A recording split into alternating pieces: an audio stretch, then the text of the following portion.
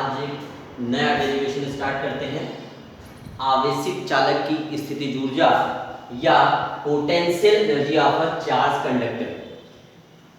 एक विचार करते हैं, एक थॉट है कि अगर एक कोई कंडक्टर है हमारे पास किसी भी शेप का, अगर कोई कंडक्टर कोई भी चालक है और इसके ऊपर कोई भी आवेश नहीं है, there be no any charge on it, अगर दैट मींस न्यूट्रल है और अगर इसको हमको Q आवेश देना है, Q चार्ज देना है, तो बेटा अगर Q चार्ज इसको देना है तो कैसे देंगे? फॉर एग्जांपल ये पानी की बोतल है और इसको जब पियोगे आप तो ऐसा तो है नहीं कि पूरी की पूरी पानी की बोतल एक साथ पानी पूरा इसका मुंह के अंदर जाएगा। हम लोग घूंट घूंट करके पानी पीते हैं। दैट मींस हर एक वर्क में एक स्टेपिंग होती है, एक स्टेप होता है, चरण होते हैं। कहने का मतलब थोड़ा थोड़ा पानी सिप करके पीते हैं। वैसे यहाँ पर भी अगर कोई भी Q आवेश है तो उस Q आवेश को अगर दिया जाएगा, मान लेते हैं फॉर एग्जांपल इसकी वैल्यू 10 कूलाम, और अगर इस 10 कूलाम आवेश को यहां पर इस चार्ज कंडक्टर को दिया जाता है तो पहला 1 कूलाम चार्ज तो इसके पास आसानी से आ जाएगा और यहां पर 9 कूलाम चार्ज बचेगा। समझ रहे हैं? 10 कूलाम से 1 कूलाम यहां पर आया, 9 कूलाम बचा। मगर जैसे यहां पर 1 कूलाम चार्ज आया, वैसे ही ये होल ऑफ कंडक्टर पूरा का पूरा हमारे पास चालक धन आवेशित हो जाएगा, पॉजिटिव चार्ज हो जाएगा, जिसके ऊपर 1 कूलाम चार्ज है। अब अगर दोबारा यहां से 1 कूलाम हमको भेजना है तो बेटा ये भी पॉजिटिव है और ये भी पॉजिटिव है प्रेजेंट टाइम में। तो अब इस 9 कूलाम को 9 कूलाम को यहां पर भेजने के लिए, इनपुट करने के लिए हम इजीली नहीं कर सकते, क्योंकि हमको मालूम है दोनों पॉजिटिव में एक दूसरे को क्या करेंगे, रिपल करेंगे। और अगर रिपल करेंगे तो इसको 9 कूलाम चार्ज को अगर हम अब 1-1 करके भेजेंगे तो इसको भेजने के लिए हमें क्या करना पड़ेगा, कुछ कार्य करना पड़ेगा, कुछ वर्क करना पड़ेगा। मेरी बात समझ में आ रही है?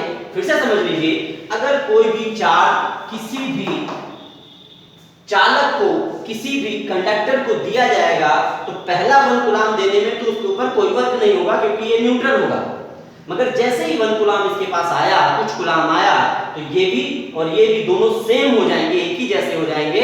अब ये आसानी से इसके अंदर इनपुट नहीं हो पाएगा, जाएगा नहीं।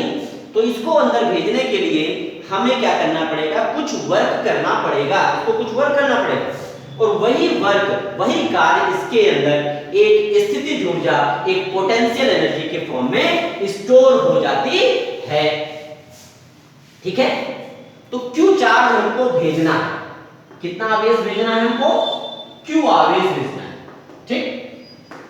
पोटेंशियल मान लेते हैं जब इस Q चार्ज को भेजा गया तब इसका विभव शुरुआत में क्या था, 0 था, और Q चार्ज जब इनपुट कर दिया गया तब इसका पोटेंशियल कितना हो गया, V हो गया।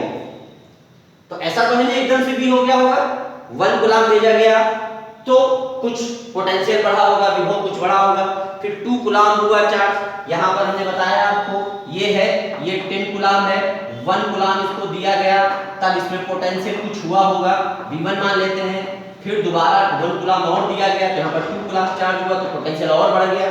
जैसे जैसे ये चार्ज इसके अंदर इनपुट होता जाएगा वैसे वैसे इसका पोटेंशियल भी चेंज होता जाएगा, बढ़ता जाएगा, इंक्रीज करता जाएगा।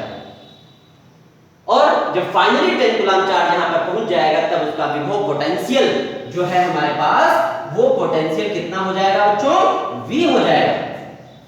तो अगर V हो जाएगा तो पूरा V एक साथ तो नहीं था, तो यहाँ पर जो हम लोग विभव निकालेंगे वो विभव औसत विभव रखा जाएगा। कौन सा विभव रखेंगे, औसत विभव या एवरेज पोटेंशियल की बात करेंगे।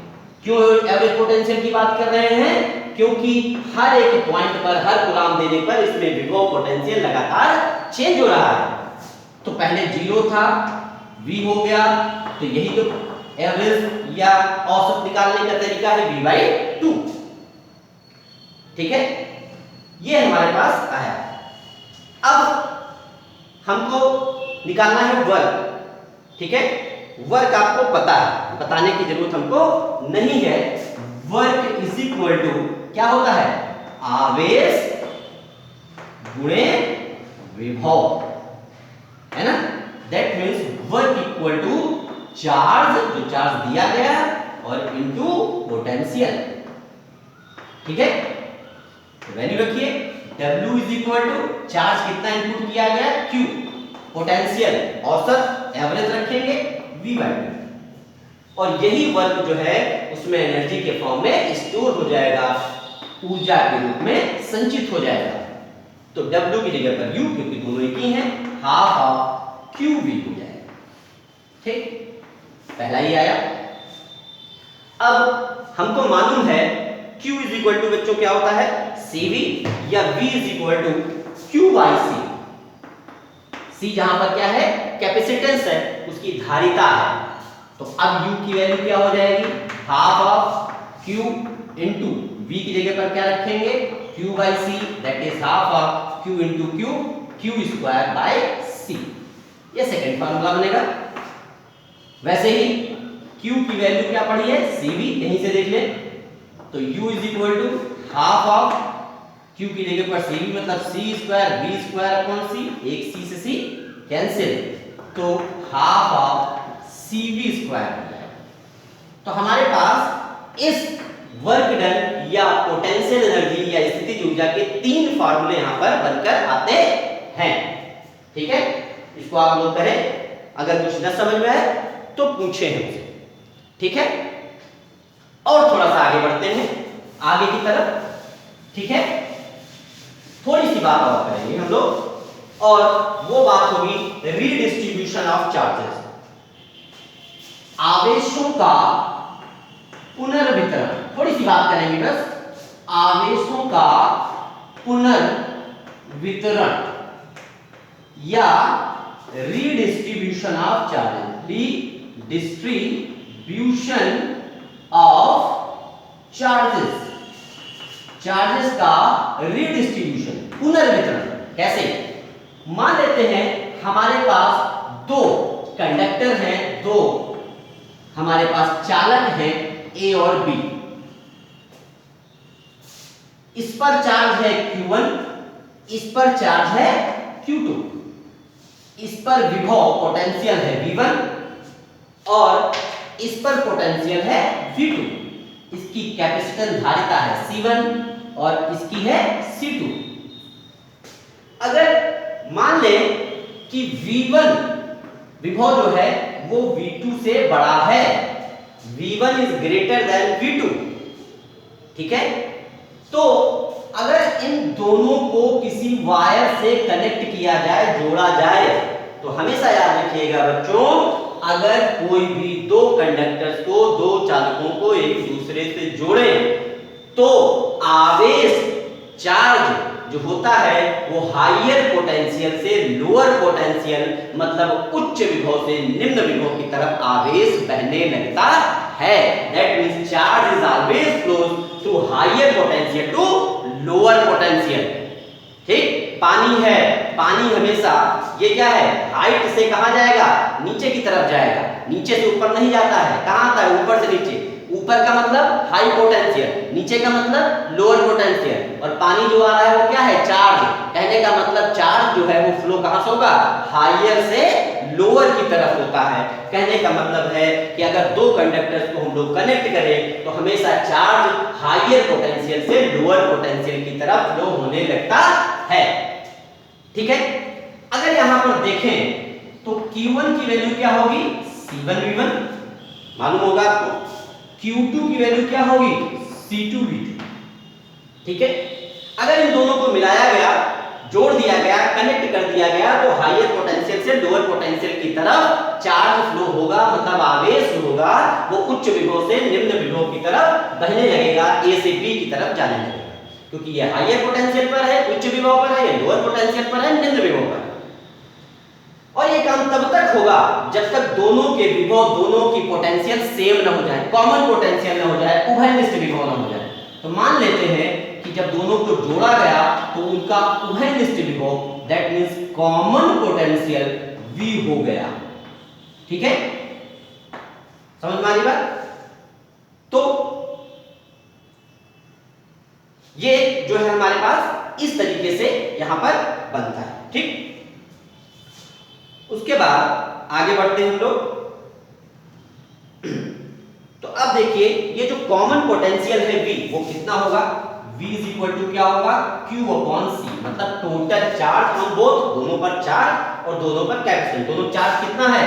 Q1 plus Q2, sorry small letter में लिखा हुआ है तो Q1 प्लस Q2, और कैपेसिटेंस इस पे कितनी है? C1, इस वाले पर कितनी है? C2, तो Q1 plus Q2 upon C1 plus C2, या Q1 Q2 की वैल्यू आपके पास दे रखी है तो C1 V1 plus C2 V2 upon C1 plus C2, ये हमारे पास कॉमन पोटेंशियल आएगी। क्या आएगी? कॉमन पोटेंशियल विभव। कौन सा विभव आएगा? उभयनिष्ठ विभव आएगा हमारे पास। ठीक है ना, ये हमारे पास आएगा। अब मान लेते हैं कि जब रीडिस्ट्रीब्यूशन हुआ, इधर से आवेश इधर गया, इधर से हायर पोटेंशियल से लोअर पोटेंशियल की तरफ चार्ज फ्लो हुआ, कॉमन पोटेंशियल हुआ, तो चार्ज यहां से यहां गया तो यहां पर भी कोई चार्ज कम होगा, यहां पर चार्ज ज्यादा होगा। मान लेते हैं यहां पर जो चार्ज अब हो गया Q1 डैश हो गया, यहां पर कितना हो गया? Q2 डैश हो गया, और अब इसका पोटेंशियल कितना है? V, और इसका भी पोटेंशियल V, क्योंकि कॉमन पोटेंशियल दोनों में उभयनिष्ठ विभव है। तो बेटा यहां से अगर देखें हम लोग तो फार्मूला लगा सकते हैं कि Q1 dash is equal to C1, इसकी कैपेसिटेंस, इसकी धारिता तो C1 ही है, मगर विभव क्या है? V। इसी तरीके से यहां पर Q2 dash is equal to इसकी क्या है? C2 और V। अगर दोनों को डिवाइड करें तो Q1 dash upon Q2 dash is equal to C1 upon C2, V से भी कैंसिल, तो Q1 dash upon Q2 dash is equal to C1 upon C2, ये बनेगा।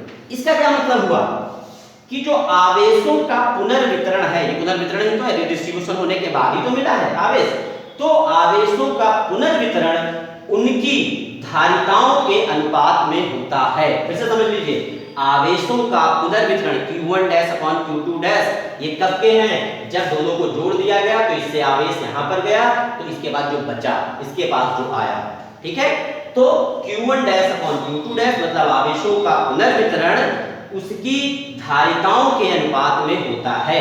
That means redistribution of charges is the according to the ratio of their capacitance, उनके capacitance के according होता है।